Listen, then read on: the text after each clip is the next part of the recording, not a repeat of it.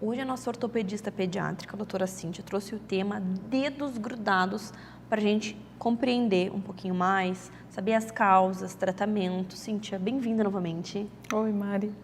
Então me fala um pouquinho sobre essa doença, dedos grudados, qual o nome dela, por que ela acontece, tem probabilidade de acontecer em uma determinada criança, família, enfim, me conta.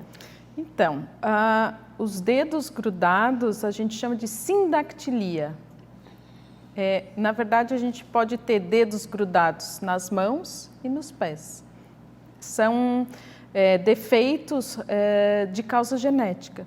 Tem um fator hereditário, mas também pode ser uma coisa esporádica, né? Uma criança que não tem ninguém na família também pode nascer com o dedo grudado. Então, é um defeito, costumo dizer que é um defeito de fabricação, né? As células daquela criança não receberam a informação de separar os dedos enquanto ela está sendo formada. E aí a criança nasce com os dedos grudados. E tem, assim, algo relacionado com genética?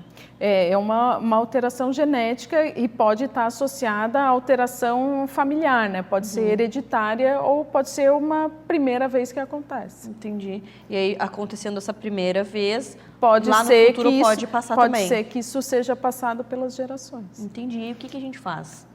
Na verdade, a gente primeiro precisa entender que tipo de defeito que é, né? A gente pode ter o defeito só de pele, então às vezes os dedos estão grudados só pela pele e às vezes os ossos estão fundidos e aí o tratamento é diferente. Então a gente primeiro precisa saber se é só pele ou se tem alteração óssea junto. Isso a gente vê no raio-x. Isso a gente vê no raio-x. E a gente tem, isso a gente chama de sindactilia simples ou complexa, né? Complexa é quando tem fusão de osso, osso grudado também, não é só pele, o dedo não está grudado só pela pele, está grudado pelo osso. E a gente tem um outro tipo também, que é a total, a completa, né? Total ou completa ou parcial, porque às vezes o dedo pode estar grudado só metade e metade está desgrudado. Né? Então, tudo depende, isso também ela pode ser com osso ou sem osso. Então, mais uma vez, existem variações.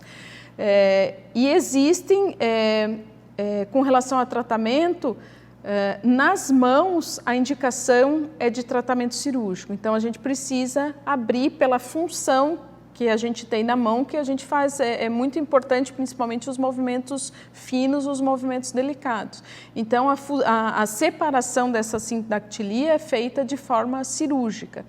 E quando a gente tem dedos de diferentes tamanhos, por exemplo, eu posso ter o meu primeiro dedo com o segundo dedo grudado. Quando eu tenho diferenças de tamanho muito grandes, ou, por exemplo, o meu terceiro dedo com o quarto dedo, isso daqui tem que ser tratado cirurgicamente precoce, porque com o crescimento da criança, um dedo pode acabar levando a um defeito angular, ou seja, o outro dedo pode ficar torto, porque ele está grudado num dedo maior, por exemplo. Então, quanto antes resolver... Quanto antes resolver, melhor. Mas isso nas mãos, né? Nos pés são outros 500, é outra história. Como muda, né? Como muda. Por exemplo, se eu tiver uma fusão, por exemplo, do dedão, do hálux, com o dedo vizinho, a indicação é de tratamento cirúrgico, de você abrir, de separar. Por quê? Porque aqui a gente usa muita sandália, funcionalmente, né, chinelo do tipo Havaianas, então funcionalmente é importante que exista essa separação. Mas no sentido de caminhar, de ter um defeito para função, não, né? Mais para você conseguir usar o sapato.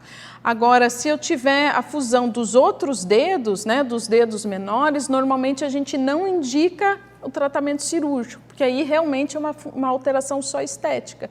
E nesses casos, a cirurgia dos pés, assim, de separação dos dedos dos pés, ela tem uma incidência maior de necrose, de necrose da pele, de infecção. Então, os resultados de tratamento de sindactilia nos pés, com exceção desse do primeiro dedo com o segundo, não são bons, né? Então, a gente evita indicar tratamento cirúrgico da sindactilia nos pés.